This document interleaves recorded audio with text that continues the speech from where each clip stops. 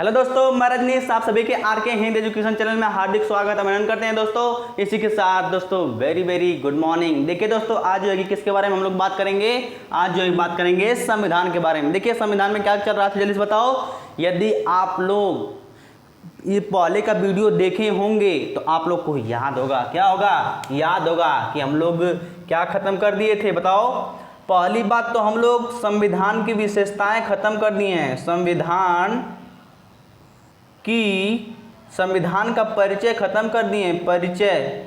फिर उसके बाद दूसरा पॉइंट क्या चल रहा है इसमें, संविधान की विशेषताएं जो है ना भैया, विशेषताएं, ये इसमें चल रहा है, इसमें पार्ट 1 के नाम से एक वीडियो चढ़ गई है, फिर पार्ट 2 के नाम से 2 वीडियो चढ़ गई है। ये कौन सी वीडियो है, ये पार्ट 3 है। क्या है, पार्ट 3 है। संविधान की विशेषताएं में 3 क्लास से चलने वाली, अर्थात चल रही है। ठीक ना मेरे दोस्तों, चलिए बात करते हैं हम लोग संविधान की विशेषताएं के बारे में, और आपको अच्छी तरीके से बताएंगे कि संविधान की विशेषताएं क्या होती हैं, कहाँ तक हम लोग पहुँचे थे। जल्दी से बताओ, हम लोग संविधान की विशेषताएं में कहाँ तक पहुँचे थे। आप लोग जब सेकेंड वाली वीडियो देखेंगे, पार्ट 2 देखेंगे, तो आप लोग को समझ में आएगा कि आखिरी में हम लोग कहाँ पहुँचे थे। आखिरी में हम लोग जो है कि पहुँचे थे कहाँ तक, बता जल्दी से, सार्वभौमिक मताधिकार के बारे में। यहाँ तक हम बात कर लिए थे सार्वभौमिक मताधिकार क्या होता है। जैसे कि हमारे संविधान में क्या, वयस्क मताधिकार का, वयस्क सार्वभौमिक नहीं, वयस्क मताधिकार के बारे में बताया गया है।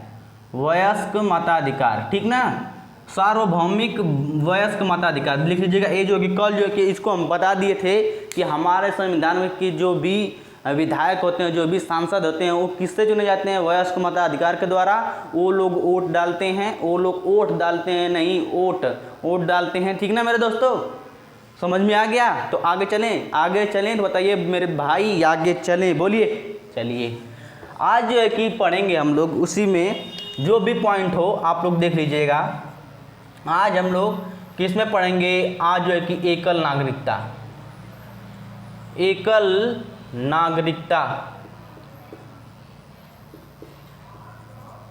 नागरिकता का प्रावधान का होना।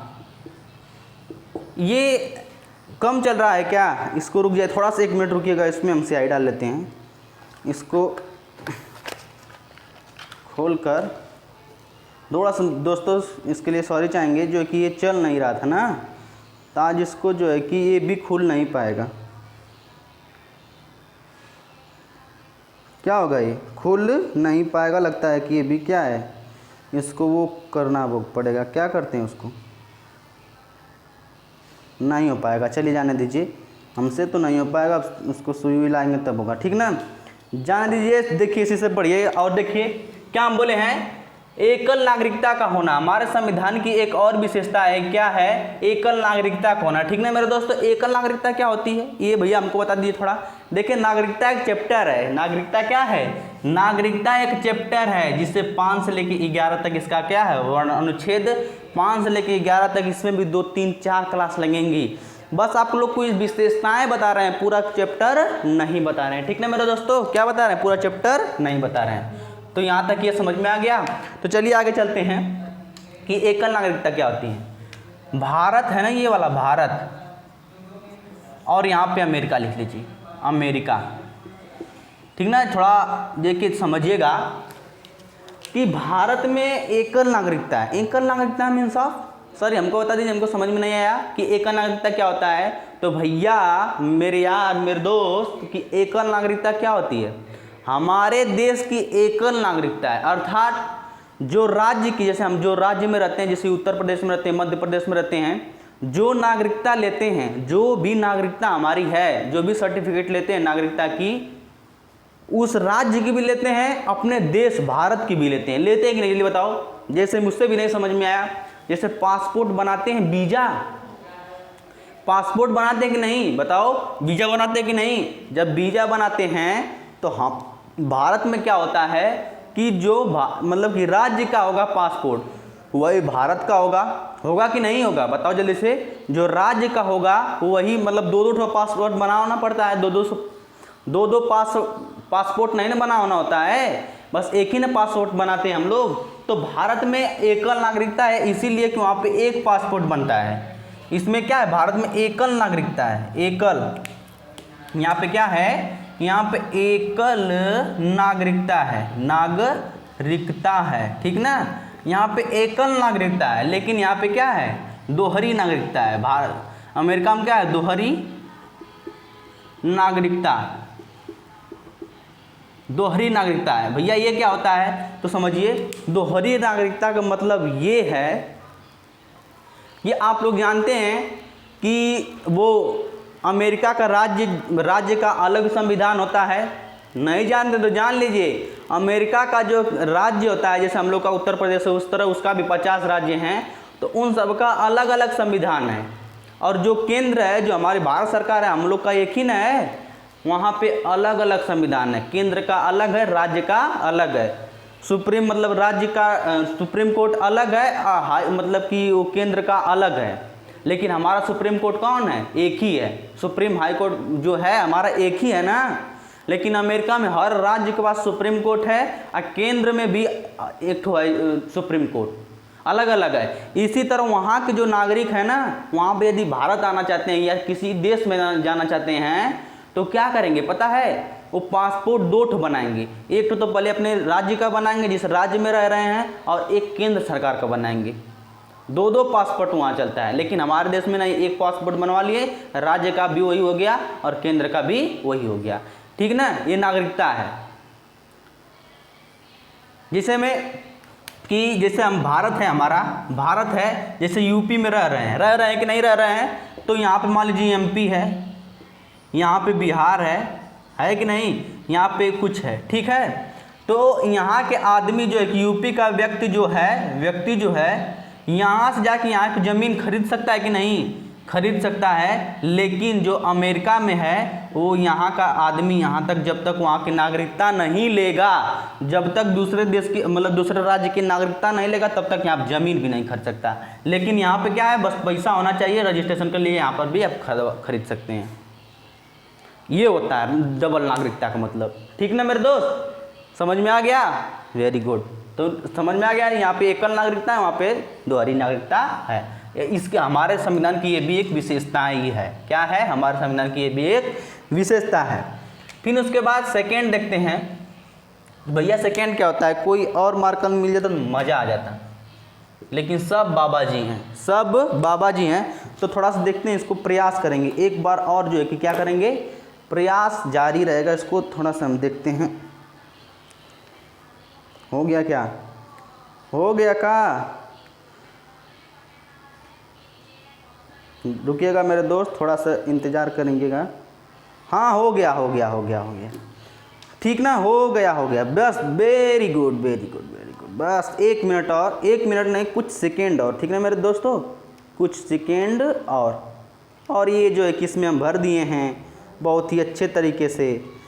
और जो है कि देखिए इसको कैसे बंद कर रहे हैं, कितना आनंद आ रहा है इसको बंद करने में, और मेरे हाथ पर भी इसका स्याही पड़ गया है, ठीक ना। जाने दीजिए, ये सब जाने दीजिए मेरे दोस्त, बस आप लोग ध्यान दीजिए, ठीक ना। देखिए अब कैसे चलेगा ये, अरे ये क्या भैया, ये क्या तुम कर रहे हो। देखिए दूसरा का है आपातकालीन व्यवस्था,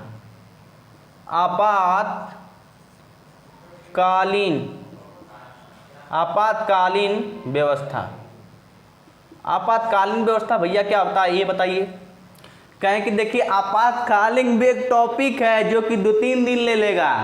ये सब विशेषता बता रही हैं, भ्रम में मत रहना कि भैया इतना जल्दी आपातकालीन बता दे रहे हैं, इसी तरह नागरिकता बता दे रहे हैं, इसी तरह हर चीज़ बता दें भैया। ये बस आप लोग को जानकारी दे रहे हैं कि हमारे संविधान की विशेषताएं क्या क्या हैं, ठीक ना। पूरा चैप्टर नहीं चल रहा है, ठीक मेरे दोस्त।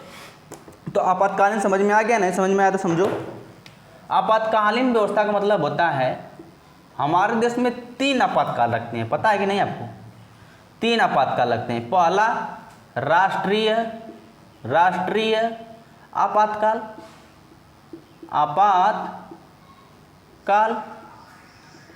फिर दूसरा क्या होता है, दूसरा होता है राज्य या राष्ट्रपति शासन, इसको बोलते हैं राष्ट्रपति शासन।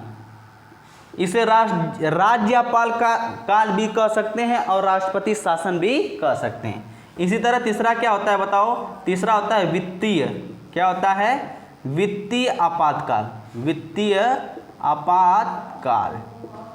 ठीक है मेरे दोस्तों, वित्तीय आपातकाल, इसका अनुच्छेद 252 में चर्चा किया गया है और इसका 256 में किया गया है और इसका किस में किया गया है, 360 में। 300 की 200 है, बताओ जल्दी से, 300 की 200 जल्दी बताओ, 300 है ना भैया, 352 है, 356 है और 360 है, ठीक ना, 360 लिख लीजिएगा, 200 नहीं है। तो राष्ट्रीय आपातकाल, आपातकाल का मतलब क्या होता है पता है, जैसे कि ये क्या कौन लगाता है, राष्ट्रपति लगाता है, राष्ट्रपति शासन भी राष्ट्रपति लगा देता है, जो भी आपातकाल राष्ट्रपति लगाते हैं। यदि राष्ट्रपति शासन लगा देंगे तो हमारे जो मौलिक अधिकार हैं, बोलने का अधिकार, हंसने कूदने का अधिकार, किसी के सामने भाषण देने का अधिकार, किसी को जवाब देने का अधिकार, ये सब पूरा गायब हो जाएगा। बस आपको चुपचाप घर में रहना है, चुपचाप घर में रहना है, तन को इधर उधर करके पीट जाओगे। जब राष्ट्रपति शासन लगता है ना, आपके मौलिक अधिकार को रद्द किया जाता है। आपका कोई हक नहीं है कि पुलिस से जबान लड़ाओ, कोई भी हक नहीं है कि बाहर घूमो, कोई भी हक नहीं है कि किसी के बारे में कुछ बोलो, हर चीज़ खत्म हो जाता है जब आपातकाल लगता है। ठीक है मेरे दोस्तों, इतना समझ लीजिए। जब पढ़ाएंगे इसका टॉपिक तो बहुत ही गहराई में, बहुत ही अच्छी तरीके से बताए जाएंगे कि आखिर क्यों लगता है, कैसे लगता है, किस स्थिति में लगता है, ये हर बात आपको बताई जाएगी। ठीक ना। देखिए राष्ट्रपति शासन जो है कि राष्ट्रपति शासन इसमें लगता है, ये भी हमारी विशेषताएं हैं हमारे संविधान की। फिर राज्य क्या है, राज्य आपातकाल, फिर वित्तीय आपातकाल, जब वित्तीय कोषे में जो कि दिक्कत हो जाती है तब ये लगता है। राष्ट्रपति शासन जो है कि कब लगता है पता है, जब राज्य कह दे कि हमारे बस की नहीं है, हम नहीं चला पाएंगे, उस समय ये करता है। राष्ट्रपति आपातकाल ये लगता है। कब राष्ट्रीय आपातकाल कब लगता है आपको अच्छी तरीके से बताया जाएगा। ठीक ना, यहाँ पे विशेषताएं चल रही हैं, तो टाइम हो जाएगा बहुत। इसी तरह 2 क्लास हो चुका है और आप लोग समझ लीजिए। ठीक ना मेरे दोस्तों, इतना समझ में आ गया ना कि ये भी एक विशेषताएं हमारे संविधान की आपातकाल का। फिर उसके बाद क्या है, तीसरा क्या है मेरे दोस्त, तीसरा क्या है मेरे दोस्त, तीसरा बताइए, त्रिस्तरीय व्यवस्था। त्रिस्तरीय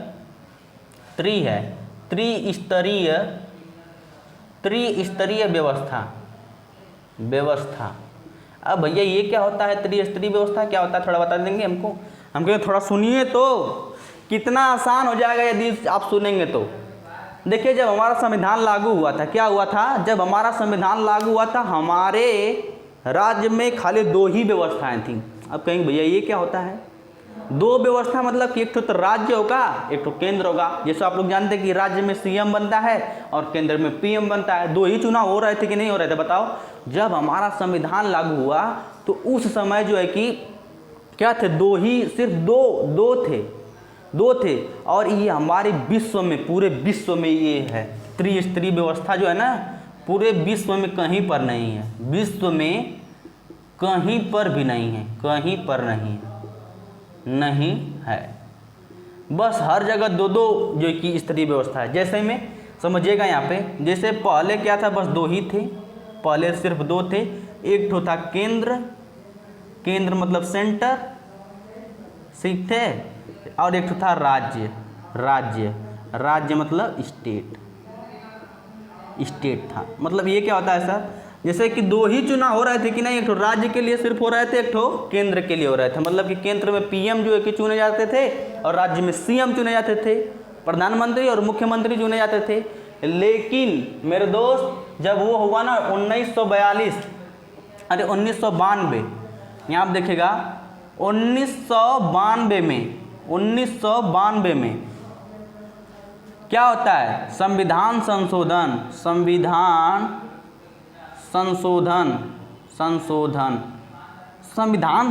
का मतलब समझ रहे हैं ना, कि ये भी नहीं समझ रहे हैं। जैसे संविधान में जैसे इतनी मोटी कापी है, कोई ये वाली मोटी मान लीजिए कापी है, तो इसमें चेंज करना होता है, इसमें कुछ जोड़ना होता है, तो इसमें लिखी हुई बात में और जोड़ दिया जाता है। यही होता है संविधान संशोधन। और जिस दिन इस कापी में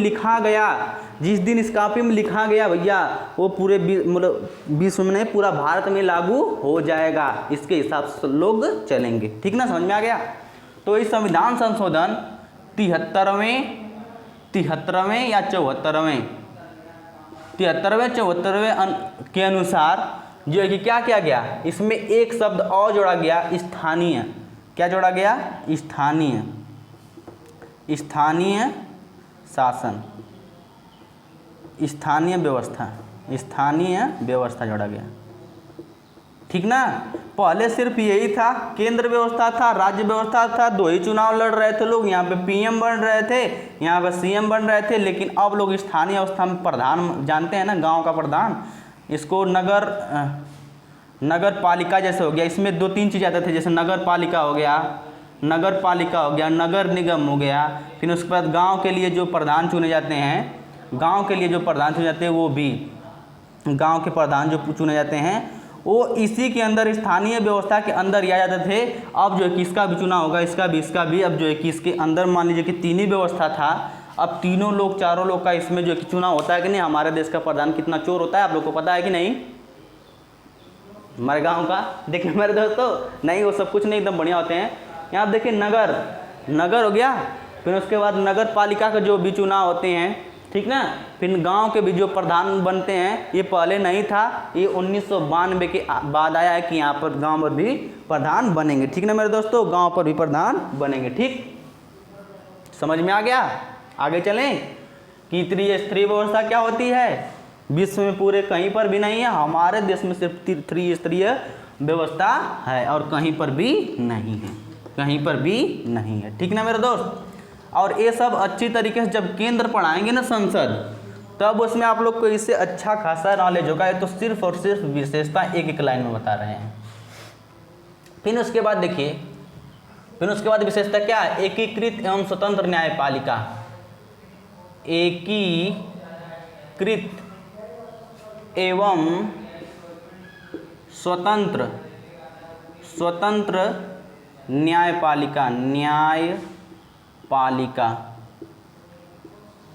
एकीकृत एवं स्वतंत्र न्यायपालिका। ठीक ना मेरे दोस्तों, एकीकृत एवं स्वतंत्र न्यायपालिका का मतलब ये होता है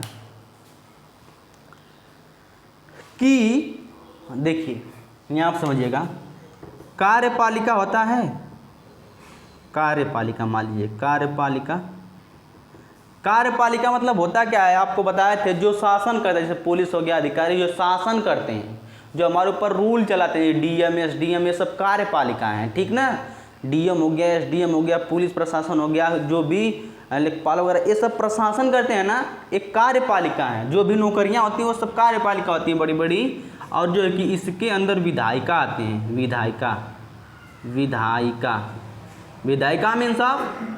विधायिका मीन्स ऑफ जो है कि क्या होते हैं, ये इसके प्रति रिस्पॉन्सिबल होते हैं। ठीक है ना। आपको इस तरह इसको बताएंगे अच्छी तरीके से, लेकिन बस ये भी नहीं बताना है, बस आपको समझाने के लिए बता रहे हैं, नहीं तो इसी तरह लिख के सब लोग निकल जाते हैं। ठीक है ना। देखिए विधायिका होता है, ये इसके मतलब विधायिका के अंदर एक कार्यपालिका आता है, मतलब इसके अंडर में रहकर, विधायिका के अंडर में रहकर ही जो कार्यपालिका जो है कि पुलिस प्रशासन और जो भी एसडीएम एडीएम होते हैं, वो विधायक के अंदर रहकर कार्य करते हैं, सांसद के अंदर रह के काम करते हैं। जो वो कहेंगे वो करेंगे, मतलब कि उससे दब के रहते हैं। कार्यपालिका विधायिका से दब के रहती है। ठीक ना। विधायक से लोग से दब के रहती है। लेकिन ये जो न्यायपालिका हमारे भारत के ना, न्यायपालिका ये किसी से दबकर नहीं तो इससे दबकर रहेगी और नहीं तो इससे दबकर रहेगी, किसी से दबकर नहीं। ये स्वतंत्र है। क्या है? एकदम निर्णय लेने के लिए क्या है, एकदम स्वतंत्र है। किसी के अंडर में वो कार्य नहीं करेगी, किसी से वो मतलब नहीं रखेगी। ठीक ना।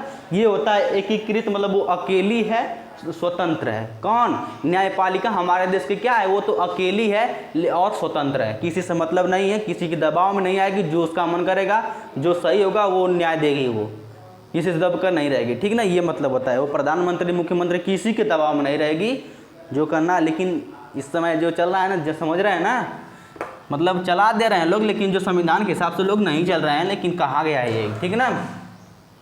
फिर उसके बाद भैया क्या आता है ये भी बता दीजिए।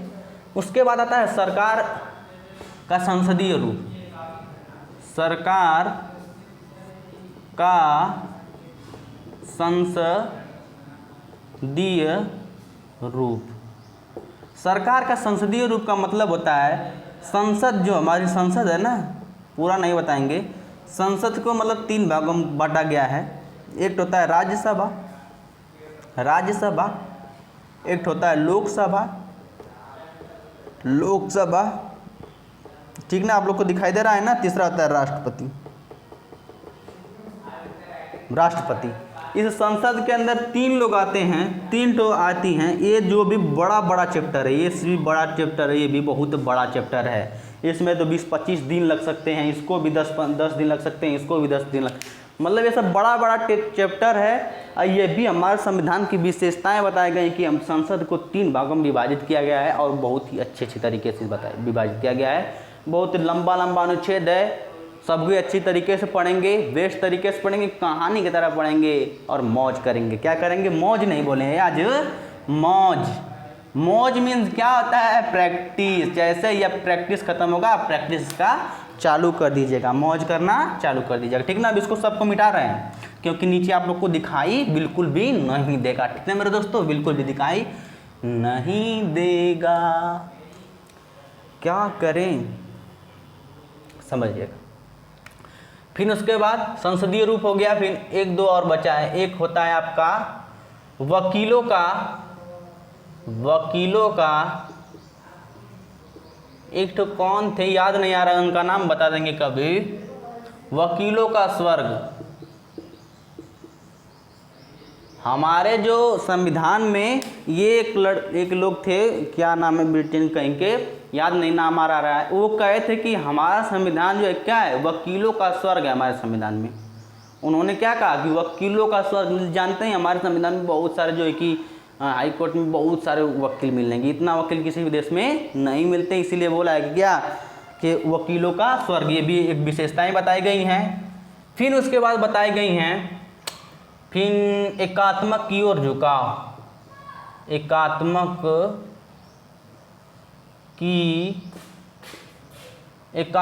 की ओर झुकाव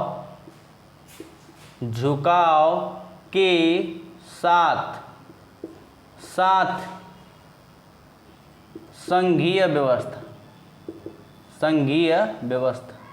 कहा कि भैया ये तो हमको हवा नहीं लगा, जो आप बोल दिए ये तो हमको बिल्कुल भी हवा नहीं लगा। क्या क्या लिख दिए, हमको समझ में नहीं आया कि एकात्मक की ओर झुकाव के साथ संघीय व्यवस्था, ये तो हमको ऊपर से निकल गया। आप कहेंगे रुकिए तो, थोड़ा ठहरिए तो, थोड़ा आप चलिए, थोड़ा हम चलेंगे, मिलन हो ही जाएगा, ठीक ना मेरे दोस्तों। यहाँ आप देखिएगा, आपको ये समझाना चाहेंगे कि एकात्मक की ओर, ये आपको जब चैप्टर संसद पढ़ाएंगे तो बढ़िया से बताएंगे, लेकिन यहाँ पे थोड़ा सा आपको बताने की कोशिश करेंगे, थोड़ा आप लोग को समझ में आ जाए। जैसे में जानते हैं ना, जो केंद्र है ये राज्य पर बहुत शोषण करता है। राज्य पे क्या करता है? शोषण करता है।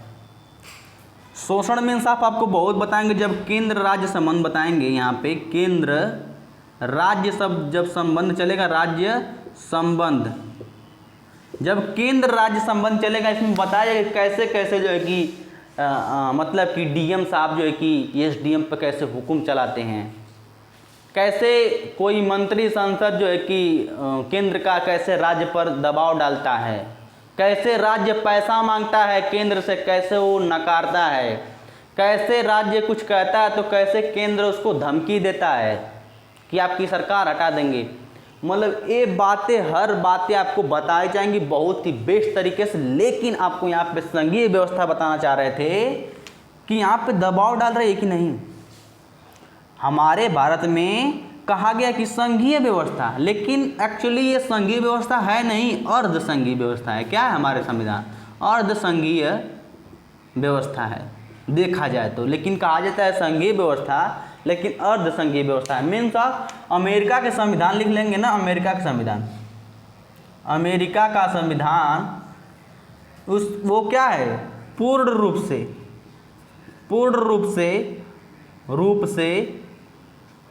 क्या है? वो संघीय व्यवस्था है,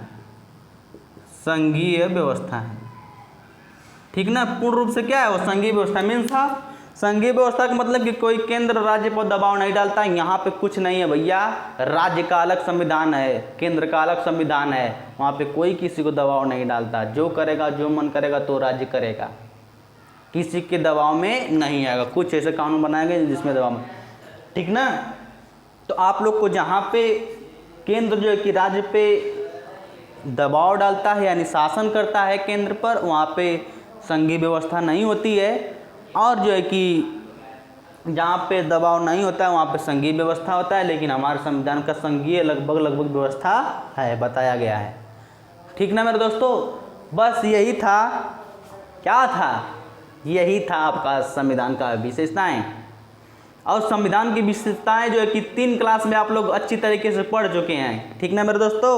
आप जो है कि जब मेरा चैनल खोलेंगे ना, आर के हिंद एजुकेशन, क्या चैनल का नाम है, भूल तो नहीं गए मेरे दोस्तों, आर के हिंद एजुकेशन। क्या है, आर के द हिंद एजुकेशन है मेरे दोस्त। भाई के नाते शेयर करना, लाइक तो पसंद आए तो करना, और सब्सक्राइब भी करना, ठीक ना मेरे दोस्त, करिएगा। लाइक शेयर एंड सब्सक्राइब कीजिएगा मेरे दोस्तों। जब आप आर के हिंद एजुकेशन चैनल डालेंगे ना तो मेरा फोटो बगल में आ जाएगा, इस पर जब क्लिक करेंगे तो इस तरह 3 तरफ खुल जाएगा। और तीसरा नंबर पर आपको हो सकता है, तीसरा या चौथा नंबर पे आपको प्लेलिस्ट मिलेगा। क्या मिलेगा, प्लेलिस्ट पर आप जैसे ही क्लिक करेंगे वैसे ही आपका मेरा वीडियो, जैसे मैथ का अलग रहेगा, रीजनिंग का अलग रहेगा, हिंदी का अलग, संविधान का अलग, मतलब कि जैसे मैथ का 20 वीडियो हो गया है, हिंदी का 10 वीडियो हो गया है, 10 हिंदी कॉन्स्टिट्यूशन का हो गया है, 15 ठो, मतलब अलग अलग आपको प्लेलिस्ट मिल जाएंगे। वो भी क्लास वाइज, पहला क्लास, दूसरा, जो कि हमने लगा दिया गया है अच्छी तरीके से, पहला क्लास, दूसरा क्लास, तीसरा क्लास, रेगुलर मतलब कि सीरियल वाइज आपको मिल जाएंगे। दोस्तों इसी के साथ चाहेंगे विदा। दोस्तों अच्छे से पढ़िएगा, जो है कि कल जो है कि दूसरा चलेगा। लेकिन एक बात और बाकी है, एक बार और आपको बताएंगे कि संविधान के कौन, ये तो विशेषताएं हैं, कौन कौन आलोचना किया है, कौन कौन हमारे संविधान को बुरा कहा है, वो आपको बता देंगे कल, ठीक ना। अब इससे ऊपर कुछ भी नहीं होगा मेरे दोस्त, कुछ भी नहीं होगा। कल एक दिन और लगेगा संविधान की विशेषताएं में।